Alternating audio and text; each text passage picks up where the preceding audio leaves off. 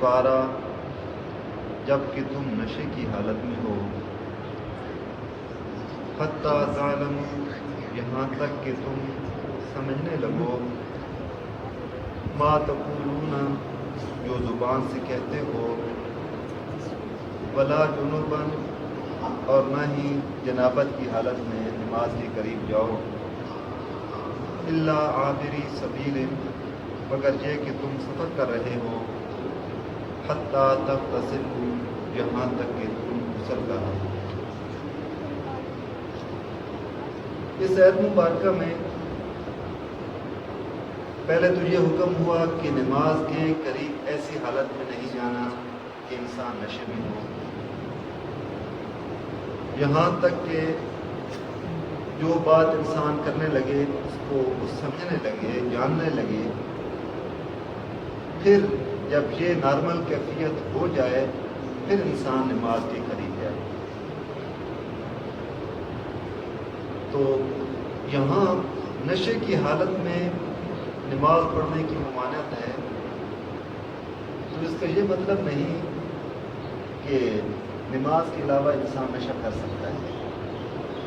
کیوں کہ اسلام کے احکام بتدریج نازل ہوئے۔ دور جاہلیت میں شراب اربوں کی گھٹی میں تھی، اس کی رسیت تھے، عادی تھے، پیا کرتے تھے۔ تو شروع میں اللہ تعالیٰ نے شراب اور نشے کے بارے میں یہ فرمایا، یسألونک عن الخمر والمیسر، اے حبیب یہ آپ سے شراب اور جوئے کے بارے میں پوچھتے ہیں، قل فیہما اسم کبیر ومنافع للناس، فرما دیجئے کہ ان میں گناہ ہے اور لوگوں کی نفع کی باتیں بھی ہیں۔ یعنی شراب لوگ پیتے ہیں، نشہ کرتے ہیں، جوا کھیلتے ہیں، ٹھیک ہے اس میں کچھ فائدے کی باتیں بھی ہیں۔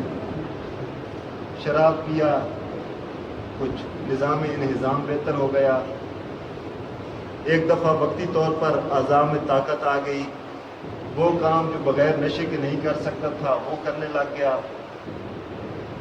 جوا کھیلتے ہیں تو اس جوئے میں نفع بھی ہے لیکن گناہ بھی ہے۔ نفعہما، ان کا جو گناہ ہے ان کے نفع سے وہ زیادہ ہے۔ تو سلیم الفطرت لوگ، نیک طینت لوگ اس وقت سے ہی ان لوگوں سے چیزوں سے بچنے لگ گئے، لیکن قطعی طور پر ممانعت نہیں ہوئی تھی، لہذا حرام نہیں قرار دیا گیا، اجازت تھی تو لوگ استعمال کرتے بھی تھے۔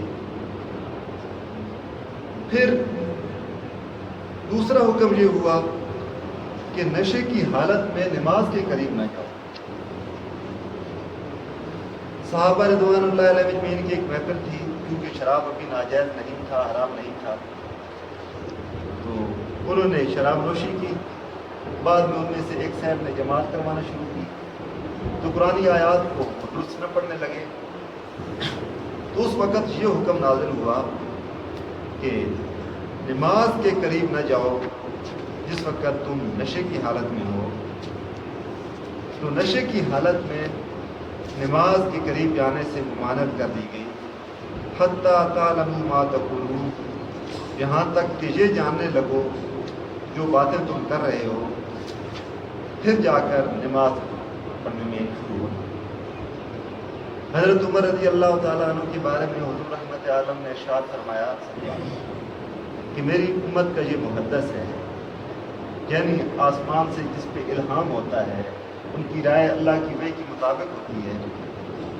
حضرت عمر اللہ تعالیٰ سے دعا مانگا کرتے تھے، یا رب العالمین شراب کے بارے میں ہمیں کوئی حتمی حکم نازل فرما۔ تو اس کے بعد شراب کی حرمت کے بارے میں حکم نازل ہوا، یا ایھا الذین آمنوا، اے ایمان والو، انما الخمر والمیسر والانصاب والازلام رجس من عمل الشیطان، یہ شراب، یہ جوا اور بت والازلام اور جوئے کے تیر رجس، یہ سب ناپاک ہیں، من عمل شیطان کی کارستانیاں ہیں. فاجتنبوہ، سو بچو ان سے، لعلکم تفلحون، تاکہ تم فلاح پا جاؤ. تو یہاں فرمایا گیا کہ یہ چیزیں رجس ہیں، ناپاک ہیں. تو جب صحابہ کرام نے یہ حکم سنا تو اللہ کے پاک نبی صلی اللہ علیہ وآلہ وسلم کی صحبت کا اثر تھا کہ اسی وقت سے وہ شراب سے دور ہو گئے.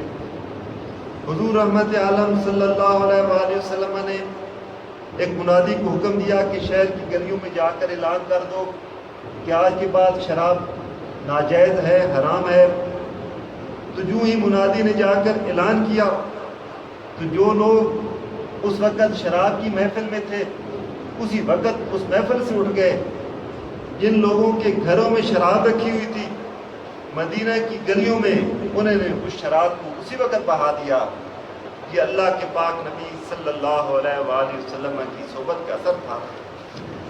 تو حضور ضیاء الامت نے لکھتے ہیں اپنی تفسیر میں کہ یہ جو دوسرے لوگ ہیں یورپین، یہ بھی یہ سمجھتے تو ہیں کہ یہ شراب میں کتنے نقصانات ہیں. تو اس کے بارے میں حکومت امریکہ نے پورے 14 سال تک شراب کے خلاف زور و شور سے جہاد جاری رکھا. اس جہاد میں نشر و اشاعت اور پراپیگنڈے کے جدید ترین اور قوی ترین وسائل اختیار کیے. اخبارات، رسالے، لیکچرز، تصاویر اور فلمیں سبھی شراب سے نفرت دلانے کے لیے برسر پیکار رہے. اس عظیم مہم پر حکومت نے تقریباً $6 کروڑ خرچ کیا، 25 کروڑ پاؤنڈ کا خسارہ برداشت کیا، 300 افراد کو تخت دار پر لٹکایا، 5 لاکھ سے زیادہ اشخاص کو قید و بند کی سزائیں دیں، بھاری جرمانے کیے، بڑی بڑی جائیدادیں ضبط کیں. لیکن یہ ساری چیزیں بیکار ثابت ہوئیں. آخر حکومت کو اپنی شکست فاش کا اعتراف کرنا پڑا اور اس نے شراب نوشی جیسے جس کے خلاف عرصہ دراز تک وہ مارکہ آرا رہی تھی، سن 1933 میں قانوناً اسے جائز قرار دیا. تو اندازہ فرمائیے کہ ایک وہ عرب کا معاشرہ کہ شراب کو شروع سے جس کے عادی تھے، جب اللہ کے پیارے حبیب صلی اللہ علیہ وآلہ وسلم نے اپنے صحابہ کو اس کی حرمت کا حکم دیا تو اس وقت وہ پش و پیش میں مبتلا نہ ہوئے، بلکہ اپنے مٹکے جو گھروں میں انہوں نے بھر کر رکھے تھے مدینہ طیبہ کی گلیوں میں ان کو بہا دیا. ان کو پانی کی طرح گندی نالیوں میں وہ بہنے لگے. تو یہ حضور رحمت عالم صلی اللہ علیہ وآلہ وسلم کی تربیت مبارک کا اثر ہے. تو دوستو، ہر وہ چیز جو نشہ آور ہو وہ شراب نہ سہی، شراب کی طرح ناپاک اور نجس نہ سہی، کیونکہ شراب کا تو نام لے کر اللہ تعالیٰ نے قرآن پاک میں ممانعت فرمائی ہے. لیکن ایک ذی شعور شخص، ایک عقل مند شخص وہ تو سمجھ رہا ہے کہ یہ شراب کی طرح اس میں وہ علت پائی جا رہی ہے. لہٰذا دوستو، اگر ہم مسلمانوں میں سے کوئی بھائی نشے کی لت میں پڑنے لگے تو ہمیں کوشش کرنی چاہیے کہ اپنے اس بھائی کی خیر خواہی کریں، اسے اس اذیت، اس تکلیف سے بچا لیں. اسلام ہمیں جس سے بچانے کی کوشش کرتا ہے. کئی ایسی چیزیں جو نشہ نہیں ہے لیکن سچ پوچھیے اسلام کا مزاج انہیں پسند نہیں کرتا. مثلاً سگریٹ نوشی، حقہ، یہ ہم کرتے ہیں، ٹھیک ہے یہ شراب نہیں، حرام نہیں، میں یہ کہتا ہوں، لیکن ان کی بو تو بری ہے نا. پیاز کھا کر جو جائز چیز ہے، اللہ کا رزق ہے، مسجد میں آنے سے ممانعت ہے کہ بدبو پیدا ہوتی ہے. تو سگریٹ کی بو بھی تو اسی طریقے سے ہوتی ہے، وہ بھی تو ایک بری چیز ہے. تو یہ چیزیں اچھی نہیں. ہمیں کوشش کریں کہ ان سے ہم گریز کریں. ایک تو ہمارا پیسہ ان پہ صرف ہوتا ہے ناپا، اس کا بجا کا بلا وجہ کا خسارہ ہوتا ہے. دوسرا ہماری صحت کا نقصان ہوتا ہے، اور تیسری بات یہ ہے کہ ہم جب یہ چاہتے ہیں کہ اللہ کا قرب حاصل کریں، اللہ کے پیارے ہو جائیں، تو ایسی چیزیں جن کی بو اچھی نہیں، جو اللہ کے نیک بندے جس سے نفرت کرتے ہیں، ملائکہ جس سے نفرت کرتے ہیں، ہم ان چیزوں سے بچیں۔ تو آیت کریمہ میں جہاں ہمیں غسل کا حکم دیا گیا، اس آیت کریمہ میں پہلے جو آیت مبارک ہے وہ یہ ہے کہ یا یومئذ یود الذین کفروا وعصوا الرسول لو تسوی بہم الارض، وہ لوگ جنہوں نے کفر کیا اور رسول اللہ صلی اللہ علیہ وسلم کی نافرمانی کی، وہ یہ تمنا کریں گے کہ کاش ہموار کر دی جاتی ان پر زمین، ولا یکتمون اللہ حدیثا، اور وہ نہ چھپا سکیں گے کسی بات کو۔ تو یہ آیت مبارکہ تو کفار کے حق میں ہے، مسلمانوں کے بارے میں نہیں۔ حضور ضیاء الامت نے رقم فرمایا کہ دونوں آیتوں کے درمیان رابطہ یہ ہے، تعلق یہ ہے کہ پچھلی آیت میں کفار کی اس شرمساری، ان کی اس افسوس کا ذکر کیا گیا جو انہیں روز قیامت ہوگا، تو اگلی آیت مبارکہ میں اللہ تعالیٰ کی بارگاہ میں حاضری کے آداب کے بارے میں ہمیں تربیت کی گئی، ہمیں اس کے آداب سکھائے گئے کہ ہم کس طریقے سے پاکیزگی کے ساتھ اللہ کی بارگاہ میں حاضر ہوں۔ تو دوستو، حکم فرمایا گیا کہ نماز کے قریب نہ جاؤ اس حال میں کہ انسان نشے میں ہو، حتیٰ تعلموا ما تقولون، حتیٰ کہ تم یہ سمجھنے لگو جو تم کہتے ہو۔ تو یہ دوسرا حکم تھا۔ اس کے بعد شراب کی حرمت کا قطعی حکم ہوا، بلا جنوباً، نہ ہی جنابت کی حالت میں، ناپاکی کی حالت میں انسان نماز پڑھ کے قریب جائے۔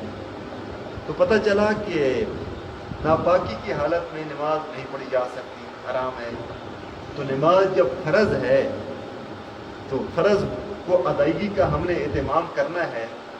اس کا مطلب یہ ہوا کہ انسان اگر ناپاک ہو جائے، نماز کا وقت آ جائے، تو پھر اگر نماز کی جانے کا خوف ہو تو انسان اس سے زیادہ دیر نہیں کر سکتا کہ انسان غسل نہ کرے۔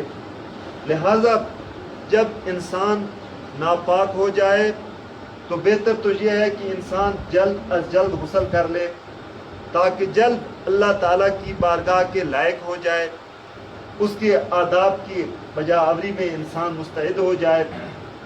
اور اگر تاخیر کرنی ہی ہے تو صرف اس حد تک تاخیر کی جا سکتی ہے کہ انسان کی اگلی نماز نہ مس ہونے پائے۔ اگر کوئی شخص اتنی تاخیر کرتا ہے کہ ایک نماز کا وقت بھی گزر جاتا ہے تو رحمت کے فرشتے اس کے قریب نہیں آتے۔ حدیث پاک میں ہے، جس گھر میں تصویر ہو، کتا ہو اور کوئی شخص جنبی ہو، یعنی اس نے غسل نہ کیا ہوا ہو، غسل اس پہ فرض ہو چکا ہو، اس گھر میں رحمت کے فرشتے نہیں آتے۔ تصویر کے بارے میں وہ احکام، ان کے بارے میں علماء کی آراء الگ مختلف ہوں گی۔ بہرحال غسل جنابت جب انسان پہ ضروری ہو تو چاہتا ہے کہ میرے گھر میں رحمت کے فرشتوں کی آمد ہو، تو پھر انسان اس میں کوتاہی نہ کرے، اس میں کمی نہ کرے۔ عربی میں اسے جنابت کہتے ہیں۔ جب انسان کے اوپر غسل ضروری ہو تو کہتے ہیں اس کے اوپر جنابت ہے۔ اس کا معنی کیا ہے؟ جنابت کہتے ہیں اجنبی ہو جانا۔ تو انسان کے اوپر جب غسل واجب ہوتا ہے تو اس وقت انسان دوسرے معاشرے سے ایک اجنبی کیفیت میں ہوا کرتا ہے۔ جب تک وہ غسل نہیں کرتا، اس کے سوچنے کی وہ صحیح سمت نہیں ہوتی جو ایک نارمل آدمی کی ہوا کرتی ہے۔ جب تک وہ پاکیزگی حاصل نہ کرے، اس کے خیالات، اس کے تخیلات ایک عام آدمی کی طرح نہیں ہوتے۔ اس وجہ سے اسے جنبی کہا جاتا ہے، جنابت والا کہا جاتا ہے۔ اور دوسرا یہ کہ جب انسان پر غسل ضروری ہوتا ہے، اس وقت جب تک غسل نہ کرے، اس وقت تک اللہ تعالیٰ کی بارگاہ میں جانے سے وہ اجنبی ہوا کرتا ہے۔ وہ نماز ادا نہیں کر سکتا، قرآن پاک کی تلاوت نہیں کر سکتا، لہذا اسے جنبی کہا جاتا ہے۔ الا عابری سبیل، مگر یہ حالت کہ تم سفر میں ہو، تو اس صورت میں انسان کے پاس فوری طور پر سامان نہیں ہوتا کہ انسان غسل کر سکے، جیسے پرانے زمانے میں سفر کی کیفیت تھی۔ آج کل تو الحمدللہ جگہ جگہ نہانے کے حمام موجود ہوتے ہیں، اس کی کیفیت نہیں ہوتی، لیکن تاہم سفر کے بارے میں خداوند عالم نے ذکر کیا کہ مگر سفر میں ہو تو پھر غسل نہیں کر سکتے ہو تو فوری طور پر تیمم کر لیا کرو، حتیٰ تغتسلوا، جہاں تک کہ تم غسل کر لو۔ تو دوستو، دین کے معاملات میں انسان کو شرم نہیں کرنا چاہیے۔ غسل کے بارے میں 3 چیزیں آپ ذہن نشین رکھیں، ان میں کمی نہیں ہونی چاہیے۔ باقی غسل کے آداب، مصنون طریقے وہ تو الگ ہیں۔ پہلی بات یہ کہ انسان کلی کرے، وضو کے لیے کلی فرض نہیں ہے، سنت ہے۔ غسل میں آپ کا کلی کرنا یہ آپ کے اوپر ضروری ہے، کیونکہ ہم نے پورے جسم کو دھونا ہے، پورے جسم کو پاک کرنا ہے۔ جب غسل انسان پر واجب ہوتا ہے تو اس کا مطلب یہ ہوا کہ انسان کے پورے جسم میں یہ حدث سرایت کر چکا ہے، تو اس سے ہم نے پاکیزگی حاصل کرنی ہے۔ تو اس پورے جسم میں سے جہاں تک ہم دھو سکتے ہیں، ایک حصہ ہمارے منہ کا اندر کا حصہ ہے۔ یہ منہ کا اندر کا حصہ یہ تو وہ اہم حصہ ہے جہاں سے ہم نے خدا کا ذکر کرنا ہے، اس کا پاک نام لینا ہے، جس کی تسبیح بیان کرنی ہے، اس کے پیارے حبیب صلی اللہ علیہ وسلم پر درود و سلام کے نذرانے پیش کرنے ہیں، امر بالمعروف کرنا ہے۔ تو انسان منہ کو دھونے کی کوشش کرے، اندر سے کلی کرے، گرگرا کرے، تاکہ گرگرا کرتے ہوئے انسان کے حلق تک انسان کا پانی اندر تک سامنے تک پہنچ جائے اور اس کا سارا منہ اندر سے پاک صاف ہو جائے۔ تو اس میں مبالغہ کرنا گرگرے میں یہ سنت ہے۔ ہاں، انسان روزے سے ہو تو پھر زیادہ مبالغہ نہ کرے کہ کہیں ایسا نہ ہو کہ پانی کا قطرہ اندر چلا جائے تو انسان کا روزہ جاتا رہے۔ تو یہ نصیحت رکھیں کہ غسل کا پہلا فرض کیا ہے؟ کلی کرنا۔ کلی کا طریقہ کیا ہے کہ وضو کے لیے بعض دفعہ انسان بس فارمیلٹی پوری کر لیتے ہیں، چلو کچھ تو ہو گیا، لیکن وضو ہو جائے گا۔ غسل میں یہ فارمیلٹی نہیں ہوگی، سارے منہ کو اندر سے ہم نے دھونا ہوگا۔